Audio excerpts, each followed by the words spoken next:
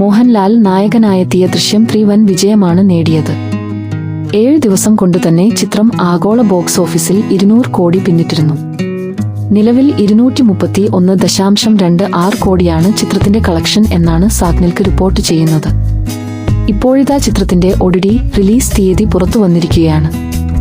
Amazon prime വീഡിയോയിലായിരിക്കും ചിത്രത്തിന്റെ OTT streaming എന്ന് നേരത്തെ വ്യക്തമാക്കിയിരുന്നു. ജൂൺ 18 ആയിരിക്കും ചിത്രം OTTയിലെത്തുക എന്നാണ് south Indian box office report ചെയ്യുന്നത്. എന്നാൽ ഇക്കാര്യത്തിൽ ഔദ്യോഗിക സ്ഥിരീകരണമുണ്ടായിട്ടില്ല. അതേസമയം ബോക്സ് ഓഫീസിൽ പുതിയ ചരിത്രം കുറിച്ച് മുന്നേറുകയാണ് മോഹൻലാൽ ജീത്തു ജോസഫ് കൂട്ടുകെട്ടിലൊരുങ്ങിയ ദൃശ്യം 3. ചിത്രം ഇപ്പോൾ ആഗോളതലത്തിൽ 200 കോടി കളക്ഷൻ സ്വന്തമാക്കിയിരിക്കുകയാണ്. 7 ദിവസം കൊണ്ടാണ് ചിത്രം 200 കോടി ക്ലബിൽ പ്രവേശിച്ചത്. എമ്പുരാൻ, തുടരും എന്നീ ചിത്രങ്ങൾക്കുശേഷം ഈ നേട്ടം കൈവരിക്കുന്ന മൂന്നാമത്തെ മോഹൻലാൽ ചിത്രമാണ് ദൃശ്യം 3.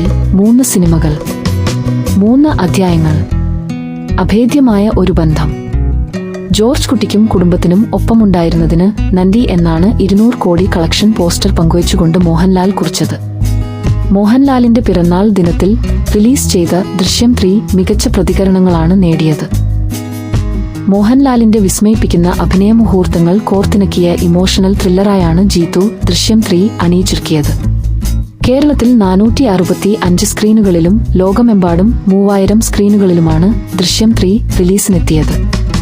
മോഹൻലാലിനൊപ്പം മീന, എസ്തർ അനിൽ, അൻസിബ സിദ്ദിഖ്, ആശാ ശരത്, മുരളി ഗോപി എന്നിവർ ദൃശ്യം 3-യിലും പ്രധാന വേഷങ്ങളിലെത്തി.